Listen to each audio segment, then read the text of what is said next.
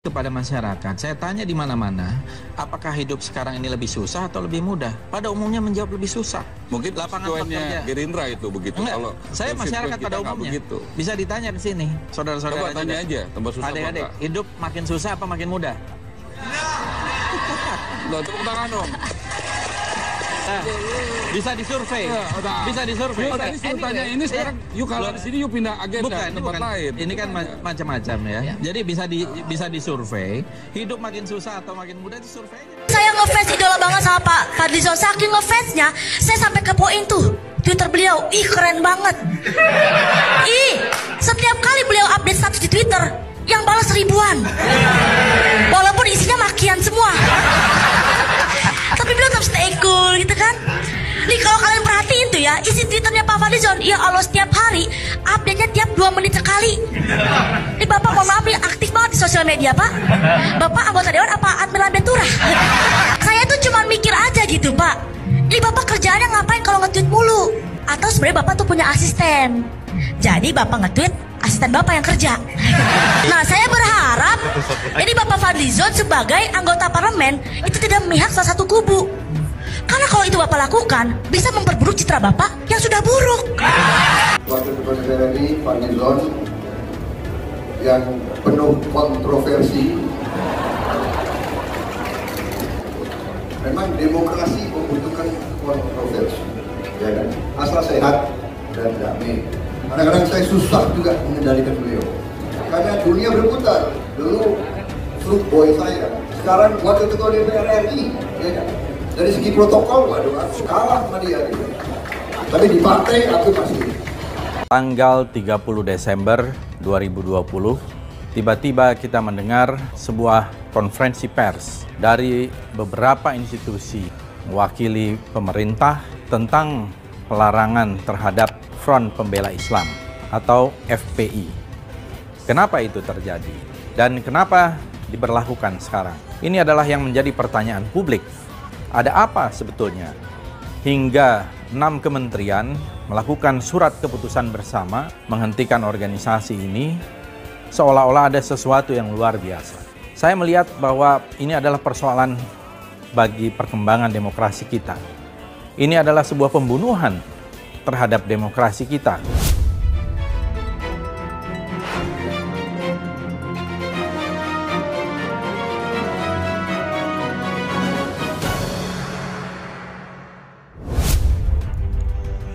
Fadlizon sebut Front Pembela Islam bermanfaat bagi sebagian besar masyarakat. Apakah ia udah survei? Ditulis X Hardy di siword.com.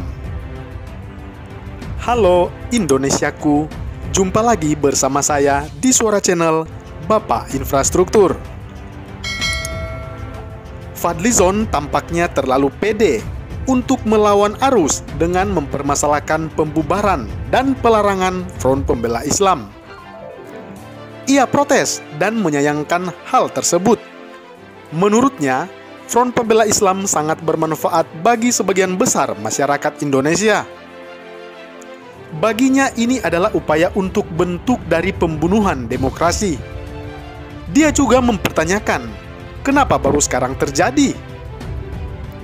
Bagi yang bertanya-tanya, kenapa Partai Gerindra atau Prabowo terkesan diam saja menyikapi ulah Fadlizon ini? Padahal di sisi lain, Rahayu Saraswati atau keponakannya Prabowo Subianto, yang notabene adalah bagian dari Kabinet Indonesia Maju, malah mendukung pembubaran kelompok intoleran, sehingga Fadlizon malah membantah. Namun di sisi lain, pernyataan-pernyataan yang dilakukan oleh Fadlizon masih juga membahas soal ini, yang artinya tidak ada teguran atau apapun terhadap Bung Fadlizon. Kenapa itu terjadi?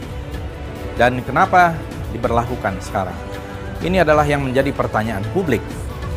Ada apa sebetulnya? Hingga 6 kementerian melakukan surat keputusan bersama menghentikan organisasi ini, seolah-olah ada sesuatu yang luar biasa. Saya melihat bahwa ini adalah persoalan bagi perkembangan demokrasi kita. Ini adalah sebuah pembunuhan terhadap demokrasi kita. Jadi kalau ditarik kesimpulan, Prabowo Subianto masih belum bersuara atau bahkan mungkin tak akan bersuara. Oke lah kalau begitu. Sampai di sini mungkin boleh kita asumsikan Partai Gerindra ingin berpolitik dua kaki menggunakan standar ganda. It's okay, no problem. Kita fokus aja kepada Bung Fadlizon saja. Adalah pernyataan paling konyol yang pernah saya dengar. Front Pembela Islam atau FPI bermanfaat bagi sebagian masyarakat Indonesia. Pertanyaannya adalah, masyarakat yang mana, Bung Fadli? Kalau untuk sebagian masyarakat toko sebelah, masih bisa dibenarkan. Atau kelompok sakit hati yang tidak rela Front Pembela Islam dihentikan pergerakannya. Apakah Bung Fadlizon sudah buat survei yang bisa membuktikan kalau Front Pembela Islam sangat bermanfaat seperti yang ia telah katakan? Atau jangan-jangan ini hanya asumsi pribadi dia saja? Atau bakalan ngeles dengan mengatakan ini berdasarkan survei internal yang tidak boleh dipublikasikan? Atau karena sifatnya sangat rahasia? Yang jelas, Front Pembela Islam ini sangat berguna kalau mau dijadikan alat politik karena jumlah masanya yang lumayan banyak dan fanatik akut. Setiap kali ada isu demo, selalu saja diakhiri dengan demo yang tak jelas yang ujung-ujungnya teriak, suruh Presiden Jokowi mundur dari jabatannya. Bahkan sebagian besar atau semua orang juga sudah tahu soal ini. Sebenarnya jumlah mereka hanya secuil yang mendukung Front Pembela Islam dengan berbagai cara, dan jumlahnya hanya sedikit, tetapi mengaku mewakili sampel sebagian masyarakat Indonesia. Yang silent majority, mayoritas yang selama ini diam tetapi menahan kesal, jumlahnya jauh lebih banyak. Sudah dari dulu mereka berharap Front Pembela Islam dan ormas-ormas sejenisnya dibubarkan dan diberantaskan dan dibumi hanguskan. Mereka sama sekali tidak menganggap Front Pembela Islam sangat bermanfaat bagi bangsa dan negara. Front Pembela Islam adalah parasit, kutu busu yang selalu membuat gonjang-ganjing di negara ini. Coba tanyakan kepada masyarakat yang usahanya sering kena sweeping dan penertiban paksa oleh mereka. Tanyakan juga pada orang yang sering menjadi korban intimidasi dan ancaman dari kelompok ini. Kalau dipikir-pikir mungkin bisa ngamuk dan darah mendidih. Sebenarnya itu masih bisa ditoleransi.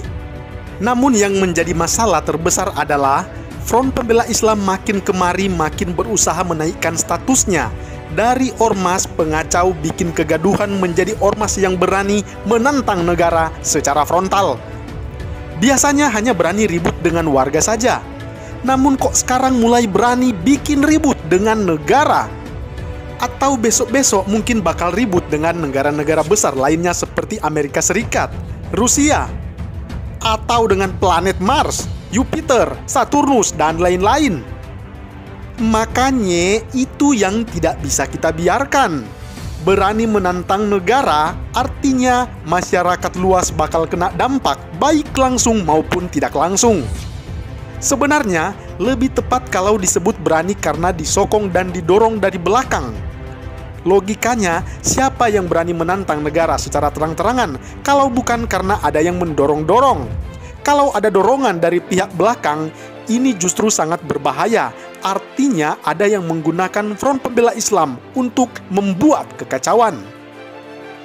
Jadi buat Bung Fadlizon, tolong deh bicara yang lebih jelas dan spesifik. Siapa masyarakat yang dimaksud? Masyarakat yang mana? Berapa persen dari 270 juta rakyat Indonesia? Kalau hanya kurang dari 1%, ya anggap saja sebagian kecil dari tukang demo yang sedang cari makan dan terancam tak dapat makan nasi bungkus. Jadi, Bung Fadli tolong kerjanya jangan cuma cari perhatian melulu lewat pernyataan yang ngawur. Kalau Bung Fadli menyayangkan Front Pembela Islam dilarang atau dibubarkan, justru yang benar adalah mayoritas rakyat Indonesia lebih menyayangkan orang seperti Bung Fadli bisa eksis, nyinyir, dan malah menjadi anggota Dewan Rakyat pula. Bagaimana menurut Anda? Salam hangat Bapak Infrastruktur menuju Indonesia Maju.